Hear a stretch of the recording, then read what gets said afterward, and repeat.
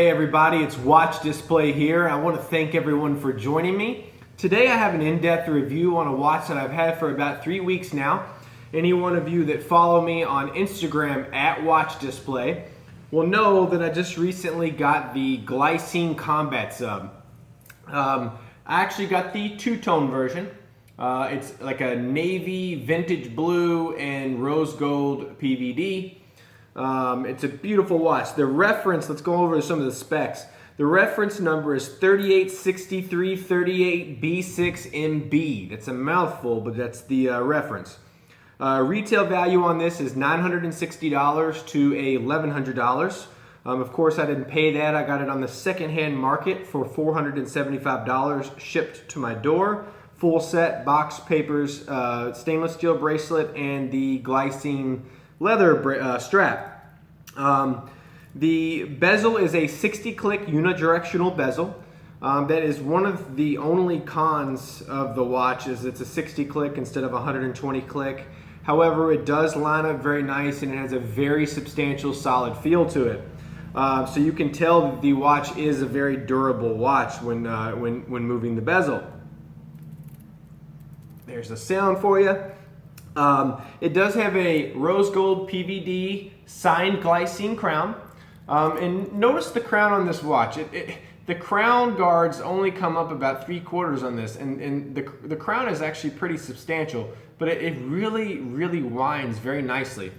The movement in this that runs this beautiful watch is an ETA 2824-2 automatic movement, or also known as the Glycine cow number GL24. So basically it's a modified 2824-2 movement.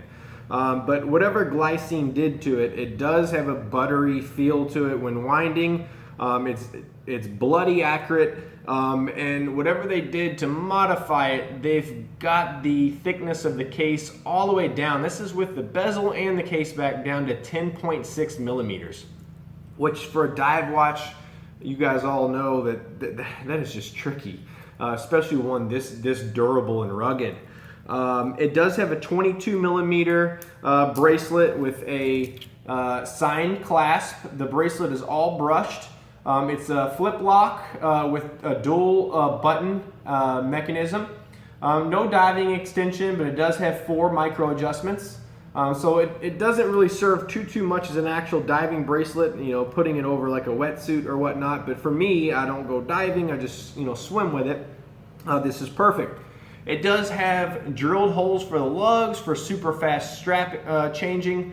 However, with the lug design, which was one of the things that I was worried about with the watch, you can see the lugs are a little funky. However, once you get the watch in hand, you can see how much they curve down. And with this 10.6 millimeter thickness, the watch just hugs the wrist beautifully. It wears very comfortably, to the point where this is probably one of the watches that I've worn the most on the wrist. I've actually slept with this watch. And for a dive watch with a 22 millimeter stainless steel bracelet, a lot of people would not do that. There is something inside called the ruthenium coated oscillating weight on ball bearing. I have no idea what that means, but I do know that a little bit of chemistry in my background. Ruthenium is in the platinum family. However, it does not have the precious metal value in terms of troy weight, the price per troy ounce.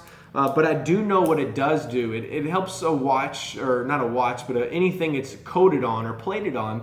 It helps it to be more durable for scratches, for weather, for water, anything. So for whatever reason, there's something cool in here, but I don't want to go into too much crazy detail because I'm not 100% on it. It is made of 316 stainless steel. That's the bracelet as well as the head. The bezel is a rose gold PVD with a beautiful deep blue bezel insert. I'm not quite sure on the exact material on this insert. It doesn't look like aluminum, but I'm just not really sure what it is. If anyone knows, let me know. I tried to research this so I could provide you guys with proper information. However, I came up with nothing.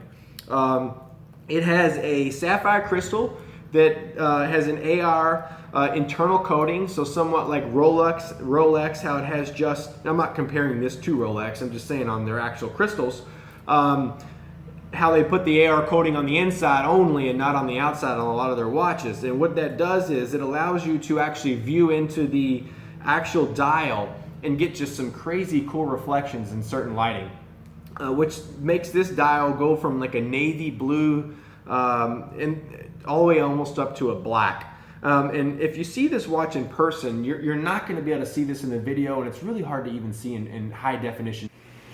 Here's a nice color, in actual, because online you don't get the actual hue of the blue, and here's just a raw,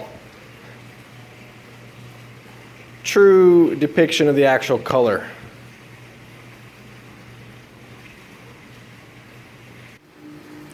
Thought we'd switch up the scenery a little bit, and it's a beautiful day here in sunny Florida, so I figure I would do the wrist check actually in my backyard. So like I said in the video, I have a 6 3/4, slightly under 7-inch wrist.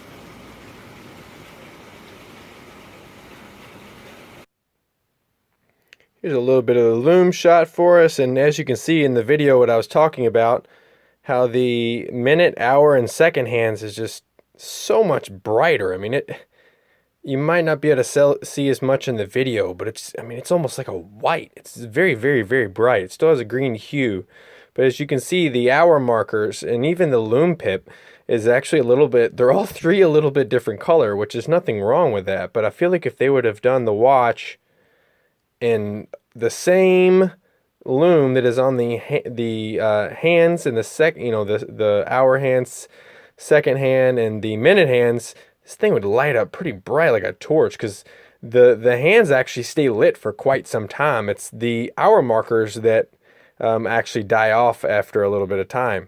Let's get back to the video. 42 millimeter case in diameter, 10.6 millimeters thick, 50 millimeters lug to lug, and I'm telling you, with the larger case size and the longer lug to lug, you hardly can tell with how this super thin watch contours to the wrist.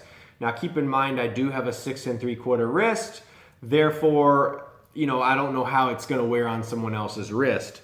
It has a 42-hour power reserve.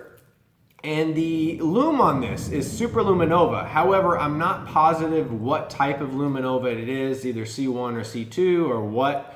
But you'll see on my Lume shots in the Lume video that the actual hour hand, the minute hand, and the second hand are like super bright, almost like a whitish green. They're bright as a torch, and they stay lit the longest as well. And then second would be kind of a greener hour markers, excuse me. And then the Lume pip, that's even a greener color. So it almost looks as if they used 3 different types of Lume, and maybe they were trying to do that. But to me, I think the watch, especially with these small hour markers, if they would have used the same Lume that they use on the hands, this thing would just lit up like a torch. So yeah, that's one of the things. Another awesome feature on this is the bracelet, which is super, super thin. I've kind of mentioned that before, but it just really hugs to the wrist. On the case back, it is engraved. It's not as thick, or as deeply engraved as, say, like your Omega or your Christopher Ward. However, it is done very nicely. It's got the combat seal on the back. It's just a really awesome watch with a cool kind of vintage look, but it's very rugged and it's very durable. I've really put it to the test, and it's going to be a keeper for me. I just really enjoy this watch, and it just gives you somewhat of a vintage homage look, yet it has its own look to it. It's not just like some of the Steinhardts where it's almost like spot on. or even the Christopher Ward, where you're getting exceptional quality, but it still looks a lot like an Omega. So I think it's just a great buy at $475. They do have a lot of other models in this. It's a solid black bezel. To my knowledge, I think they have a lighter blue bezel, if I'm not mistaken. They have a green, and then they have one called the GoldenEye, which is a little higher price point. So that one is probably one of my favorites, but just at that higher price point, you're getting into kind of entry-level luxury watches, so I kind of just stayed away from that. But the GoldenEye has like a black PVD and then kind of a cool rustic brown hues all throughout the watch.